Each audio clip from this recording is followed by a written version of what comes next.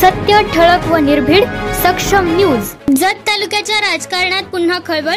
विक्रम फाउंडेशनचे अध्यक्ष युवराज निकम भाजपचे उमेदवार खासदार संजय काका पाटील यांचा प्रचार करणार असून आमदार विक्रमसिंह सावंत हे आमचे नेते आजही होते, उद्याही राहणार असे वक्तव्य त्यांनी केले।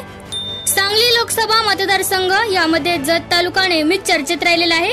याआधी सांगली जिल्हा बँकेचे संचालक आमदार विक्रमसिंह सावंत यांचे निकटवर्तीय सरदार पाटील यांनी भाजपचे उमेदवार संजय काका पाटील यांना आपला पाठिंबा जाहीर केला होता। त्यानंतर तालुक्यात वातावरण तापले होते। यामध्ये आज काँग्रेसचे दुसरे नेते विक्रम फाउंडेशनचे ॲडव्होकेट अध्यक्ष युवराज निकम यांचा खासदार संजय काका पाटील यांना पाठिंबा दिल्याने तालुक्याच्या राजकारणात पुन्हा खळबळ उडाली आहे। ॲडव्होकेट युवराज निकम सांगली जिल्हा काँग्रेस कमिटीचे जिल्हाध्यक्ष आमदार विक्रमसिंह सावंत यांच्या अत्यंत विश्वासू मानले जाणारे विक्रम फाउंडेशनचे अध्यक्ष काम पाहत आहेत। त्यांनी तालुक्यात अनेक विधायक कामे विक्रम फाउंडेशनच्या माध्यमातून केली आहेत, पण त्यांनीही भाजपचे उमेदवार खासदार संजय काका पाटील यांचा प्रचार करण्याचा निर्णय घेतला आहे। आज रोजी मी चालू असलेल्या लोकसभा निवडणुकीच्या पार्श्वभूमीवर अपक्ष उमेदवार विशालदादा पाटील यांचा प्रचार न करण्याचा निर्णय घेत आहे।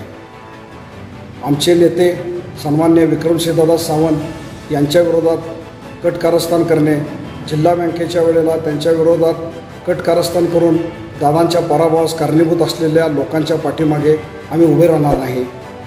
तसेच जत तालुक्यामध्ये आमदार विक्रमसिंहदादा सावंत यांची ताकद सर्वश्रुत आहे, तरी देखील इथं समांतर सत्तास्थान निर्माण करण्याचा प्रयत्न अपक्ष उमेदवार विशालदादा पाटील यांच्याकडून वारंवार होत गेलेला आहे।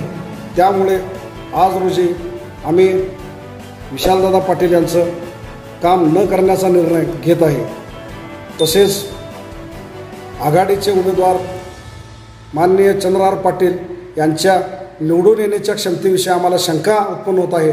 त्यामुळे आम्ही भारतीय जनता पार्टीचे उमेदवार संजय काका पाटील यांच्या पाठीमागं खंबीरपणे उभे राहण्याचा निर्णय आज रोजी घेत आहोत। बाळासाहेब कदम हे आमचे कालही नेते होते, आजही आहेत, उद्याही ते आमचे नेते राहतील।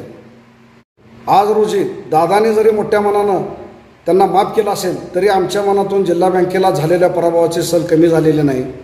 त्यामुळे आम्ही जाहीररित्या सांगतो, दादा एक वेळ आम्हाला माफ करा, पण ह्या वेळेस आम्ही विशालदादा पाटील यांचं काम करणार नाही व संजय काका पाटील यांच्या पाठीमागे खंबीरपणे उभे राहून त्यांना निवडून आणण्यासाठी मोलाचे योगदान देणार आहोत।